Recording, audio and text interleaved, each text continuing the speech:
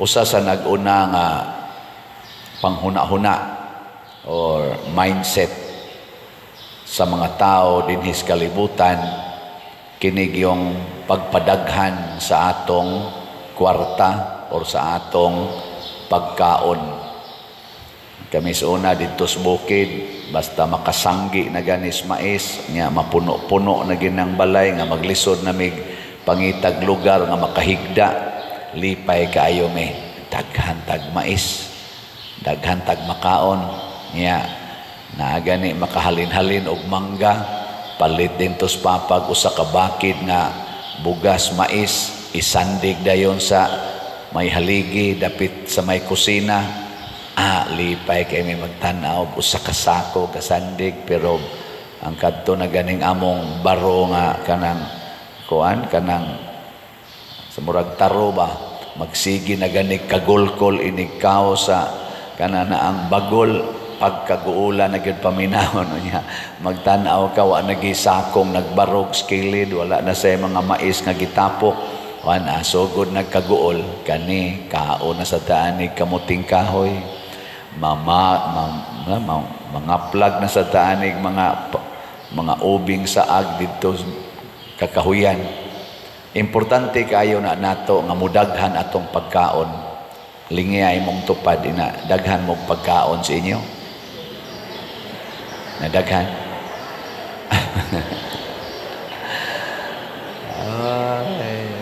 Na tigom yun.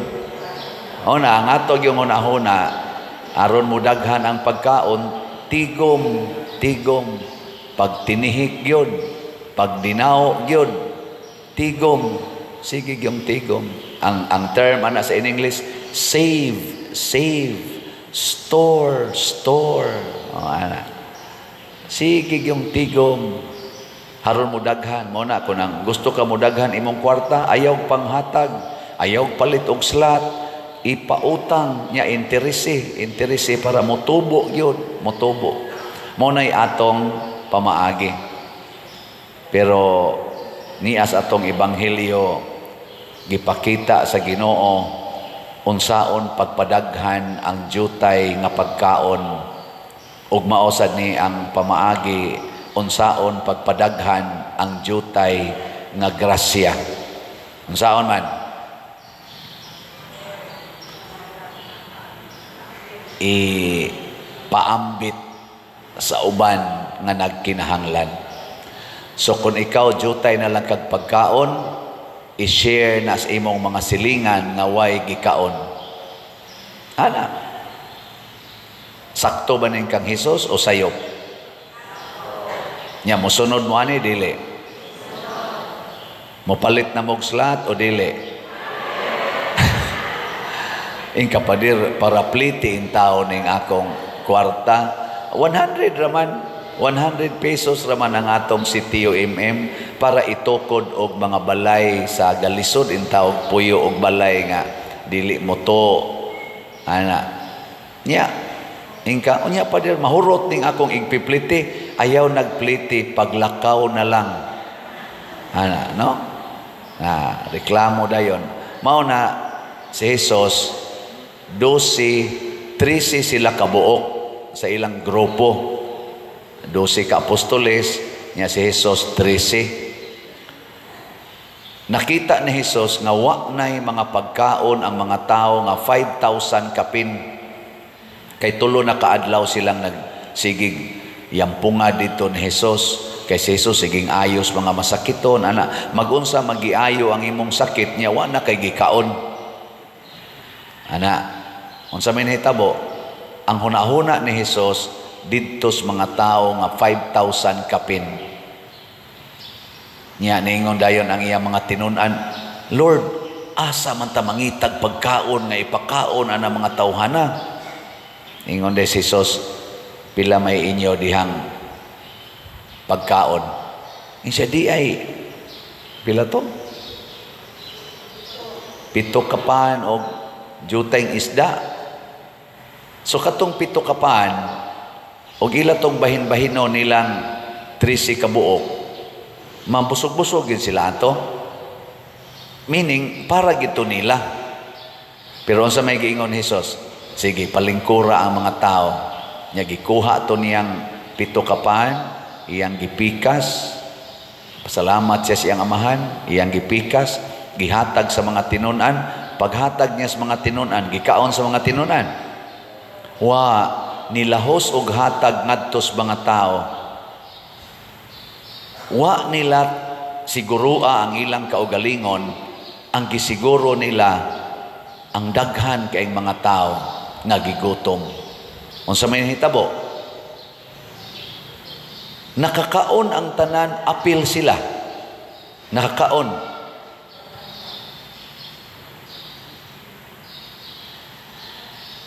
Unya, ang pinakanindot kay nasubrahan pagyud og 7 ka bukag.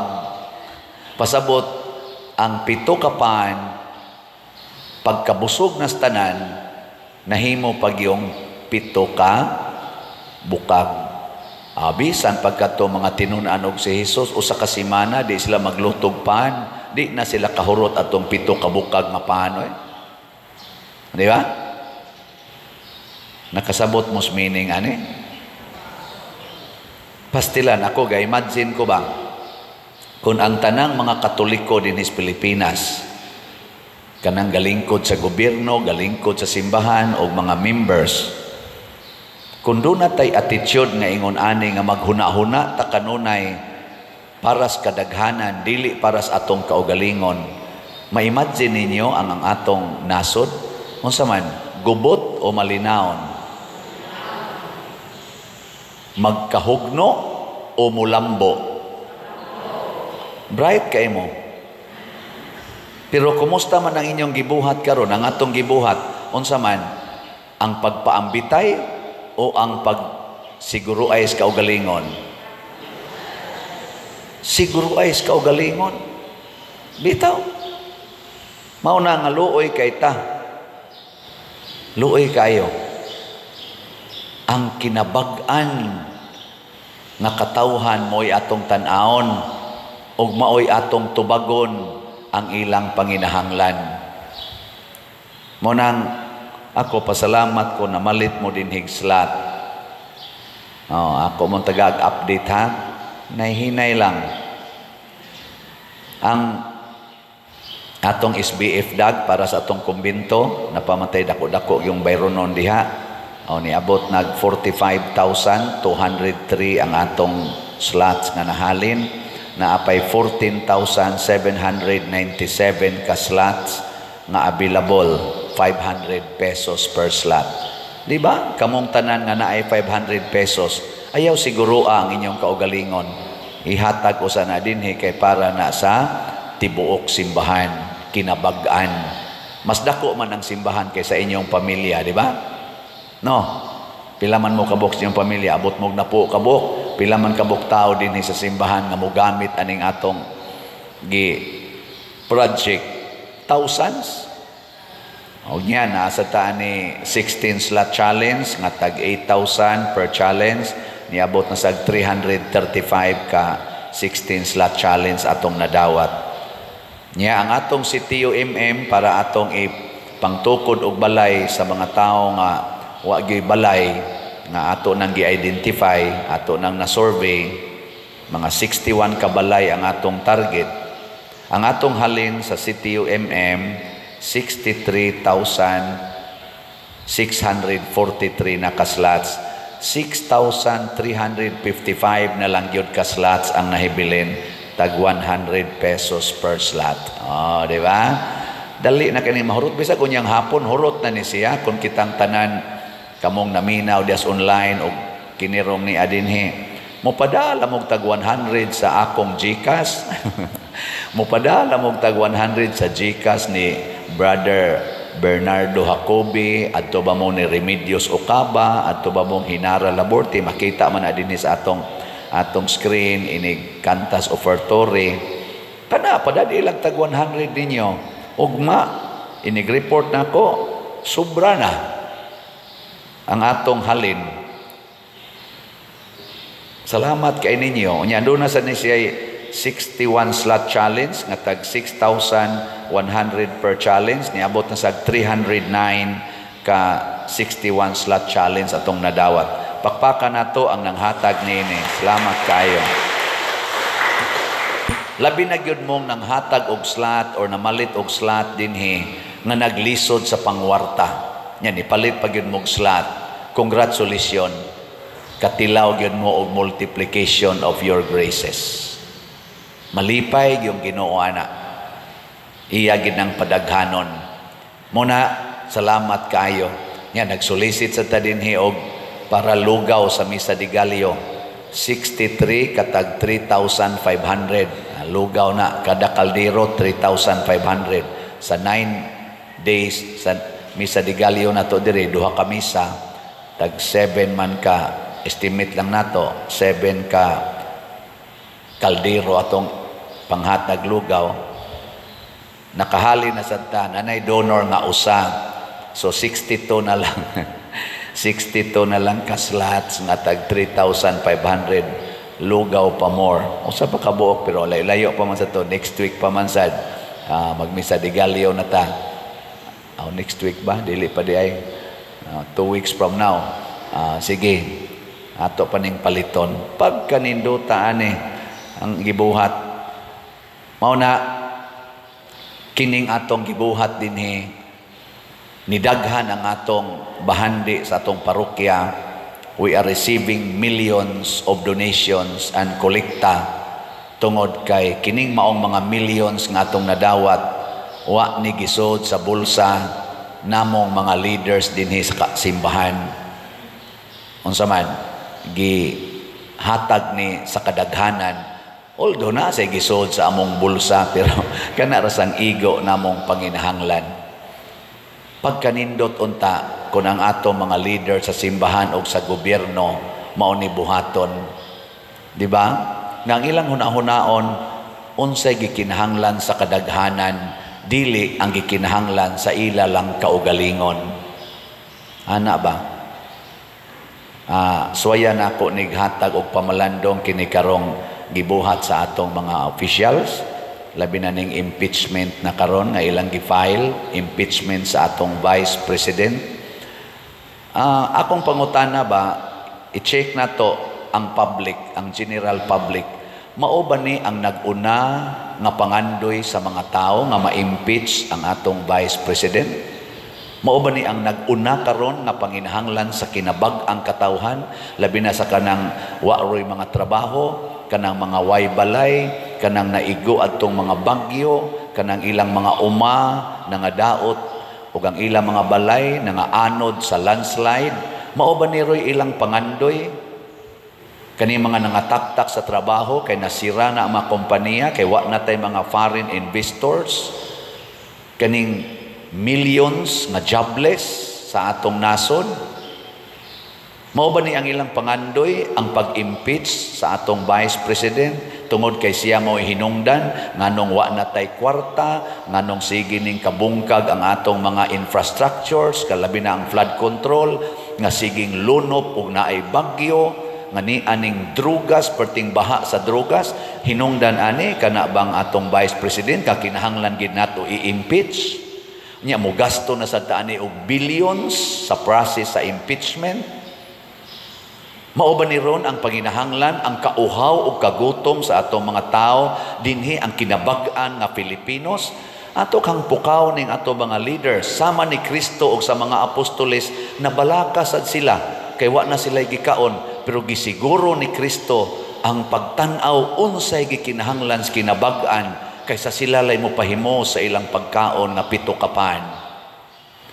Yes, pobre ang Pilipinas, pero naapagitay natigom nga kwarta nga billions diha sa panudlanan sa gobyerno tungod sa atong mga buhis o kanang atong gipang-utang nga ang atong gigarantiya sa atong giutang nga mga kwarta nga trillions ang atong gigarantiya ang buhis sa mga tao nga kinabag-an sa Pilipinas. Nya gamiton aning maong buhat ni tubag baka ni sa maong panginahanglan sa kinabag-ang katawhan karon.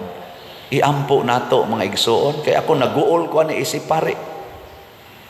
Kita dinhi sige tang hatag ana mga ginagmay mga bugas tag 5 kilos dinhi kanang para pa ospital, para pa palit anang lungon, daghan kay naglisod.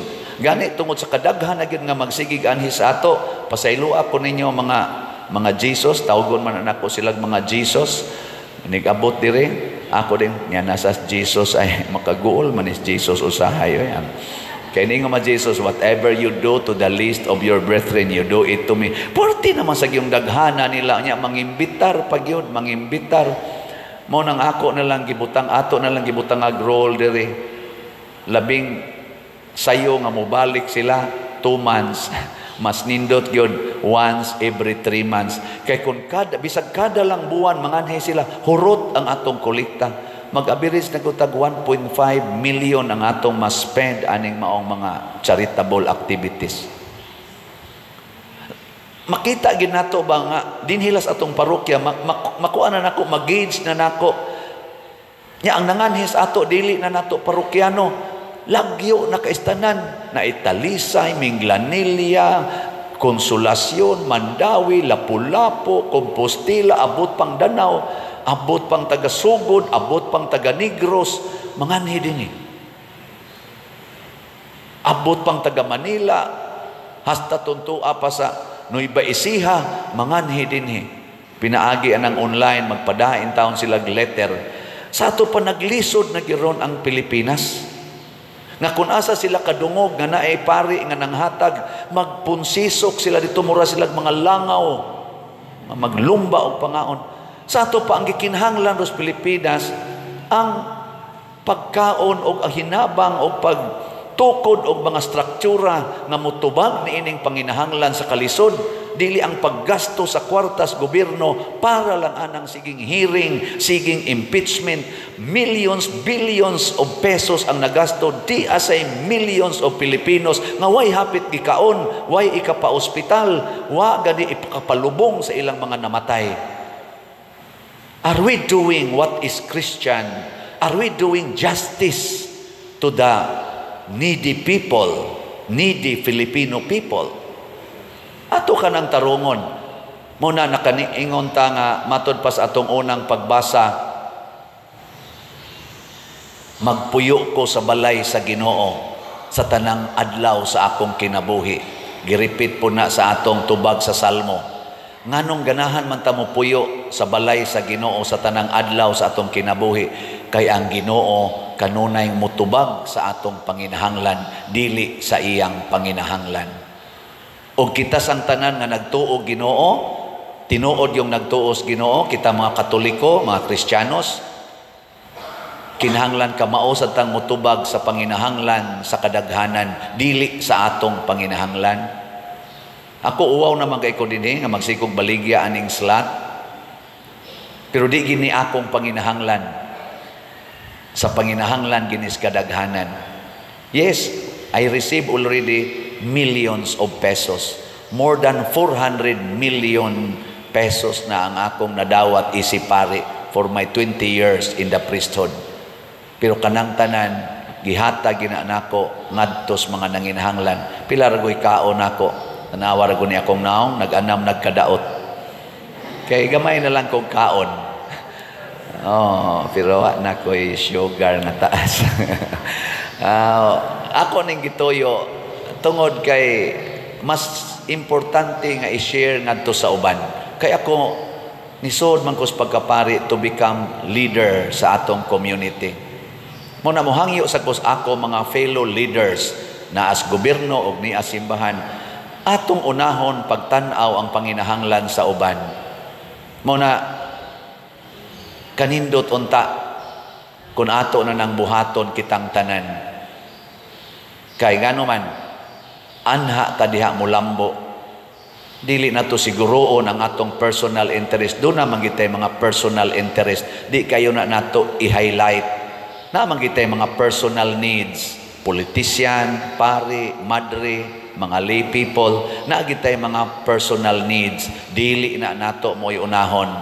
Niglingi ni mo sa imong kilid, way atop ang ilang balay, busloton kay bongbong niya ang inyo nindot og atop, nindot og bongbong, pintal ragoy kuwang, ayaw na lang nagpintali. Ang budget ni mos pintal, ipaatop na lang na og ipabongbong sa ilang balay. Di ba? Igtanaw ni mos imong silingan, kausara mo kaon so sa kaadlaw, wa gani sudan, kana rag yung kanon mo ilang kanon, nya ikaw, katulo ka makakaon, napakay snacks, pero ordinaryo lang imong pagkaon, kuhain na lang tingali usa ka kananan, oy kaduha na lang kamukaon, i-share ka na sa imong silingan ang pagkaon nimo ug ang imong sudan. Mao nay gibuhat ni Hesus ug mao nay sekreto nga mulambo ang atong kinabuhi. Gitawag na sa atong katilingban og patriotism. Ang ato bang concern about the whole nation, the whole population.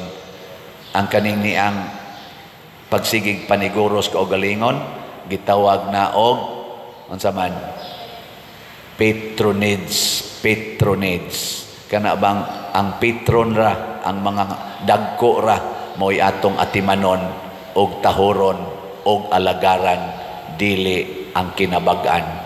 Iampo na nato ha, taas gini akong humili, na-carried ko sa akong feeling.